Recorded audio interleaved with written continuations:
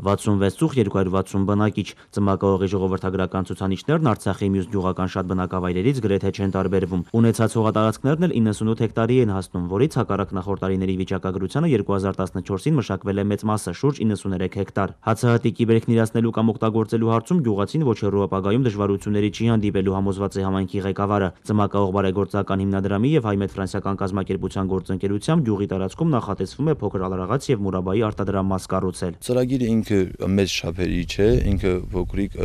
մասշտաբներ ունի եւ այդ եկամուտները ուղղվելու են ծմակաղող բարեգործական հիմնադրամն էլ կաջակցի ծմակաղողին։ Գյուղատնտեսական աշխատանքների հետ ծմակաղողում ուշադրության կենտրոնում են պահում համայնքի սրբավայրերը։ Միասնական ուժերով շինարարական աշխատանքներ են ընթանում Մեծ Հայրենականի եւ Գյուղի ինքնապաշտպանության զոհերի հուշահամալիրում։ Էդուարդ Անտոնյանի ընտանիքը նոր է հաստատվել այստեղ։ Իրենց արդեն ծմակաղողցի են համարում։ Ես անում եմ այս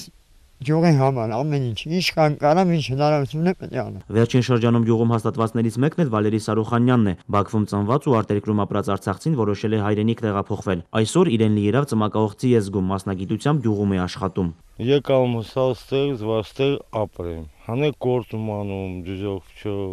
նալոգում տամ, այնա տոնոնեմ։ Գյուղի զարգացմանն ուղղված մշակված ծրագրեր ունի երիտասարդ համայնքապետը, որոշներն արդեն կյանքի են կոչվել։ Ծմակաղող հիմնադրամի եւ Առաջ Արցախ երիտասարդական հասարակական կազմակերպության համատեղ նախաձեռնությամբ սեպտեմբերից գյուղում մանկապարտեզ է գործում։ Գործնական ցանկությամբ այստեղ մեծ արդյունքների մասին են խոսում։ Ամբողջական տարբերակը Սևակ Հակոբյանի ընկալմամբ այսպեսին կարող է լինել։ Ծմակաղող բարեգործական հիմնադրամը ստեղծվել է 2013 թվականին, հիմնականում ստեղծվել է այն նպատակով, որպեսզի աջակցի ծմակաղողի սոցիալ-տնտեսական զարգացմանը եւ մարզամշակութային կյանքի աշխուժացմանը։ Նարեկ Սահակյան, Սամվել Սայյան, Արցախից ժամը լրատվականի համար։